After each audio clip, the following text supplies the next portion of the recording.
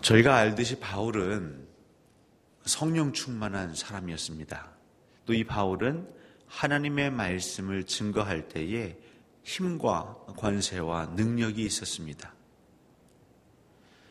그럼에도 불구하고 바울이 하나님을 증거하고 예수 그리스도를 간증했을 때마다 많은 이들이 회심만 한 것은 아닙니다. 사실 스데반이 그 이스라엘 백성들 앞에서, 유대인들 앞에서 설교했던 장면들을 기억하실 것입니다. 아브라함에서부터 시작하여서 그 믿음의 조상들, 그 유대인들이 자기들이 믿고 붙잡고 있는 그 율법, 그 모세오경, 그 토라에 기록되어 있는 그 유대의 조상들을 열거하면서 하나님의 역사를, 특별히 예수 그리스도 구원의 역사를 그들에게 전하였습니다. 다윗 왕도 언급하고 솔로몬까지도 언급하였습니다. 그럼에도 그 하나님의 말씀을 들은 이들이 자기들의 죄를 하나님 앞에 다 고하고 회개하고 주께 돌아온 것이 아니라 그 하나님 말씀을 선포한, 온전히 하늘의 뜻을 그들에게 전한 스데반을 돌로 쳐서 죽였습니다. 우리는 하나님 말씀을 전했을 때에 그 말씀이 땅에 뿌려지고 심겨지고 열매 맺어서 우리가 그 결실을 누릴 때에만 혹 이것이 의미가 있다 생각할지 모르겠습니다. 말씀 사역뿐만 아니라 우리의 기도 사역도, 또 우리의 섬김의 봉사의 사역도, 우리가 하는 그 모든 것들이 반드시 결실을 이루어서 우리 눈으로 보아야 우리 마음이 위로가 되고 흡족할지 모르겠습니다. 반대로 이 하나님의 뜻을 따라 순종하였는데 그 결과가 하나님의 사역을 하였고 하나님의 마음에 감동 주셔서 그 성령의 이끌림 받아서 우리가 무언가 사역을 하였는데 그 결과가 많은 이들이 기대하지 않는, 그것이 핍박이요, 그것이 환난이요, 그것이 비난일 때에 우리는 낙심할지 모르겠습니다. 근데 분명 오늘 사도행전에서 보여주고 있는 이 바울의 모습, 또 이전에 살폈던 스데반의 모습, 또 그 전에 베드로와 수많은 사도들이 우리에게 보여줬던 것은 하나님께서는 우리에게 말씀을 전하라 하셨지 그 이후의 영광까지도 우리가 취할 것이라고 약속하지는 않으신 것 같습니다. 바울은 그저 하나님이 이방에 하나님의 뜻을 전하라 한 그 사명만을 묵묵히 감당했습니다. 그는 스데반이 돌에 맞아 죽을 때에 사실 그 현장에 있었고 그를 죽이라고 소리지는 자였으며 결국 그로 인하여서 스데반은 순교하게 되었습니다. 그러면 스데반이 전한 설교는, 그 하나님의 말씀은 아무 의미가 없었던 것인가? 성난 군중을 잠재우지 못했지만 그 하나님의 말씀은 그렇게 사라져버린 것인가? 우리 모두 그런 줄 알았습니다. 하지만 그 분노하는 자들 가운데에도 그들의 그 심령에, 그들의 무의식에 하나님의 말씀의 씨는 떨어지고 있었습니다. 그리고 하나님의 때에 그 씨가 싹트게 되는 것이지요. 우리는 바울이 다메섹 도상에서 예수 그리스도를 만난 것이 단순히 그 일회적인 사건에 의해서 모든 것이 결정된 것처럼 보이지만 실은 그 이전에 스데반의 설교, 말씀의 씨앗이 그 가운데 떨어졌던 것이고요. 바울이 수많은 예수 믿는 자들을 핍박할 때에 그 예수 믿는 그리스도 교회의 공동체들의 그 기도가 쌓이고 쌓였던 것입니다. 바울은 알았을 것입니다. 내가 지금 이 성난 군중을 향하여서 이 복음을 증거하였는데 왜 이들이 회심하지 않을까? 내가 이렇게, 나 역시도 유대인 중에 유대인이었고 그 가말리엘, 모든 유대인들이 존경하는 그 랍비에게 수제자처럼 공부했던 사람이고 어느 누구보다도 열심히 있어서 이 도를 따르는, 예수 그리스도를 따르는 자들을 핍박하는 데 앞장섰던 나를 이렇게 말을 해도 모르는가 좌절하지 않았습니다. 오히려 그 핍박하는 자들을 향한 긍휼의 마음이 들었겠지요. 그 무지함을 보면서 하나님, 언젠가는 저들도 깨닫게 해 주시옵소서. 저 역시도 그럴 때가 있지 않았습니까? 저는 더 하였습니다. 단순히 그 가운데 머문 것이 아니라 이제 적극적으로 예수 그리스도를 전하는 자들을 찾아가서 그들을 줄로 매고 채찍질하고 옥에 가두고 그들의 생명을 앗아가는 데에 앞장섰던 저입니다. 아마 바울은 그를 향하여서 소리 지르고 고함 지르는 이들을 보면서 이전의 자기 모습을 떠올렸을 것입니다. 그리고 동시에 자기 앞에서 순교했던 스데반을 기억했을 것입니다. 그런데 여러분도 아시지만 그 당시에 스데반의 얼굴이 어땠습니까? 그는 참 평안한 얼굴로 하늘을 보며 미소 지었습니다. 그리고 예수 그리스도와 같이 기도하며 마지막 숨을 거두었지요. 하나님, 저들에게 이 죄를 돌리지 마시옵소서. 하나님, 저들을 탓하지 마시옵소서. 오늘 이 본문을 통해서 하나님은 우리 예수 그리스도를 믿는 사람들이 이 시대에 이 순간에 어떻게 사역해야 되는가라는 것을 보여주고 계십니다. 특히 요즘은 예전과 다르게 자기 PR 시대라고 하죠. 나를 알려야 되고 내가 알린 만큼 사람들이 나를 인정해 주는 것이 익숙한 시대입니다. 우리가 무엇을 하면 그에 상응하는 결과들이 바로바로 주어지는데 익숙해 있는 시대입니다. 자본주의가 그렇죠. 내가 무언가를 노력하고 일했을 때에 그것이 유익하다면 소득으로 올 것이고 때론 나는 노력했지만 이것이 만약 뭔가 좀 부족하다면 소득을 올리지 못하고 그래서 사람들은 항상 그 피드백이라고 하죠. 주고받는 것에 민감합니다. 근데 이러한 삶의 태도가 나도 모르게 젖어 있는 이런 삶의 방식이 우리 주 예수 그리스도를 믿는데도 고스란히 들어와 있는 것을 발견하게 됩니다. 하나님이 마음을 주시고 성령님께서 나와 함께 하신다는 그 감동으로 내가 무언가를 했지만 그것이 바로 선한 결과로 선한 반응으로 내게 돌아오지 않으면 우리가 망설이고 주저하고 안절부절 못할 때가 있는 것이지요. 바로 그때에 우리가 오늘 바울은 자기가 로마 시민됨을 고백하는데요. 바로 그 순간순간마다 우리 그리스도인들이 우리의 하늘 시민된 것을 기억한다면 아마 그 마음은 좀 더 평안으로 다가가지 않을까 싶습니다.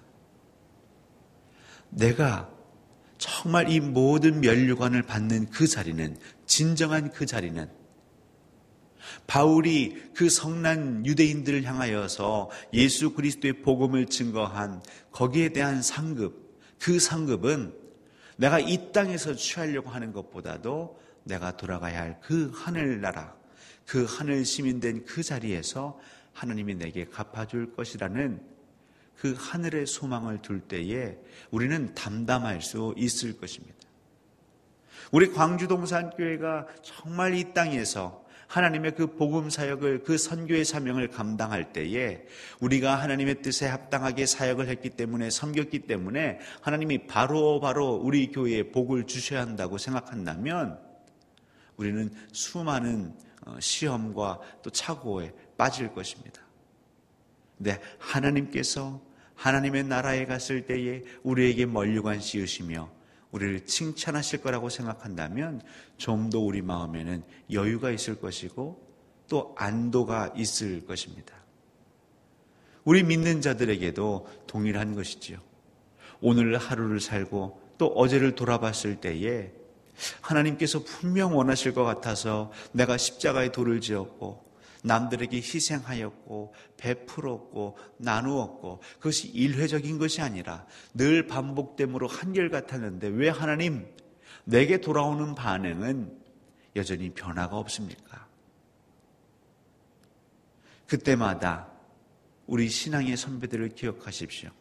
내가 지금 뿌린 씨앗은 없어진 것도 아니고 사라진 것도 아니고 분명 바울은 그 성난 군중들 향해 하나님의 말씀의 씨앗이 뿌려지고 있는 것을 보고 있을 것입니다. 그리고 언젠가는 이들도 주 예수 그리스도를 명명백백하게 보게 될 날이 있음을 그는 믿고 있습니다.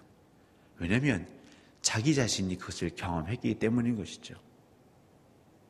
여러분들 돌아보십시오. 어려서부터 나면서부터 예수 그리스도를 안 자도 있지만 또 내가 살아가면서 성년이 되어 예수 그리스도를 안 자도 있습니다.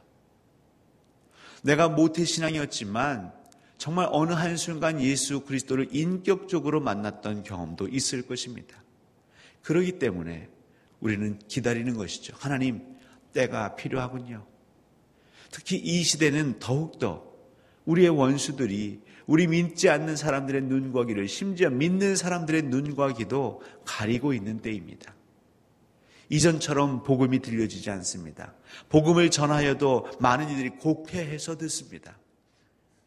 교회의 잘못, 성직자의, 목회자의 잘못으로 인해서 복음을 전해도, 예수 그리스도를 전하여도 예전처럼 순수하게 받아들이지 않습니다.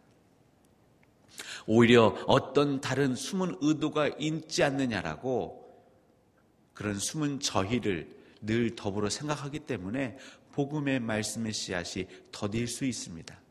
하지만 하나님께서는, 우리가 믿고 고백하는 전지전능하신 하나님께서는 여러분들이 쉬지 않고 지치지 않고 하늘을 바라보며 그저 내가 어디에 있든지 간에, 때를 얻든지 못 얻든지 간에 내게 주신 감동으로 그 그리스도의 도를, 예수 그리스도의 빛을 비추려 할 때에 그 모든 것을 분명히 들어 사용하실 것입니다. 지치지 마십시오. 낙심하지 마십시오. 우리가 한 것으로 충분한 것입니다. 복음을 전한 것으로, 누군가를 섬긴 것으로 충분한 것입니다. 그 다음의 일은 하나님께 맡기는 것이죠. 내가 무엇을 했기에 반드시 어떠한 결과물을 누려야겠다, 확인해야겠다, 인정받아야겠다. 그것을 내려놓는 것이 이 땅에서 평강을 누릴 수 있는 비결인 것입니다. 많은 사람들, 특별히 사단은 우리를 와서 정죄하고 우리 마음을 흔들어 놓고 참소하는 것이죠. 네가 그렇게 많이 헌신했는데 지금 무엇을 누리고 있느냐. 근데 우리 믿는 사람들도 종종 이 마귀의 간궤에 넘어집니다. 그렇지, 내가 이렇게 하나님께 헌신했는데 하나님 뭡니까? 라고 되묻는 것이죠. 에덴 동산에서 범죄했던 그 범죄를 늘 재현하고 있는 것입니다. 그리스도인들에게 필요한 통찰력은 무엇이냐면 하나님께로부터 온 음성과 사단의 음성을 분별하는 것이죠. 말도 안 되는 질문인 것 같지만 우리 마음이 하나님 앞에 온전히 서지 않을 때는 그 마귀의 음성의 그 질문에 마음이 흔들리는 것입니다. 내가 이토록 희생하는데, 땀 흘리는데, 내 모든 것을 내어놓는데 너는 무엇하고 있냐? 하나님 제게 무엇으로 갖고 있습니까? 라고 우리가 하나님의 영광을 위해 동시에 하나님의 영광을 가리는 일에도 나서고 있는 것이죠. 우리의 마음을 지키셔야 합니다. 처음 헌신하셨던 그 마음, 내가 하나님께 거저 받았으니 내가 하나님의 말씀대로 거저 나누겠습니다. 우리의 생명, 우리의 노력으로 얻은 것입니까? 아니요, 하나님이 거저 주셨습니다. 물론 내가 내 생명을, 건강을 가꾼다고 하지만 건강을 가꾼다고 해서 질병에서 자유로운 것 아닙니다. 건강을 가꾼다고 해서 사고에서 자유로운 것 아닙니다. 오늘 하루도 하나님이 새 생명 주셨습니다. 우리가 기억할 것은 하나님이 주신 삶이니, 하나님 제가 거저 받았으니 이제 내 주변에 믿지 않는 자들, 아니면 하나님 말씀 필요한 자들에게도 거저 나누겠습니다. 그리고 그 이유는 하나님이 알아서 하십시오. 제가 그 뒷일까지 관여하지 않게 하옵소서. 저는 그냥 씨만 뿌리는 자가 되게 하옵소서. 기쁨으로 씨를 뿌리는 자가 되게 하옵소서. 눈물로 씨를 뿌리는 자가 되게 하옵소서. 그리고 후일에 정말 기쁨으로 단을 거두는 그 자리를 나중에는 하나님과 함께 누리기를 원하지만 그것을 당장 요구하지 않게 하옵소서.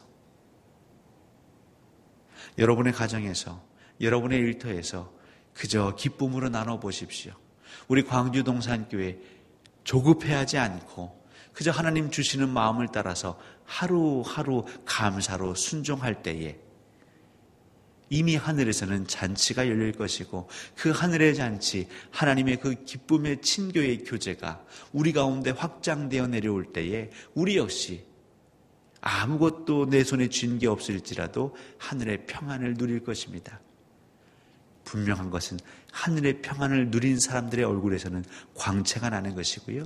그 빛이 믿지 않는 자들에게는 너무나 희한한 것이지요. 오늘 하루도 하늘나라의 그 기쁨과 평안을, 그 샬롬을 마음에 머금으시고 이 어두워져가는 그 세상 가운데에 예수 그리스도의 빛을 발하시는 우리 하나님의 귀한 은혜의 통로 되시기를 주님의 이름으로 간절히 소원합니다.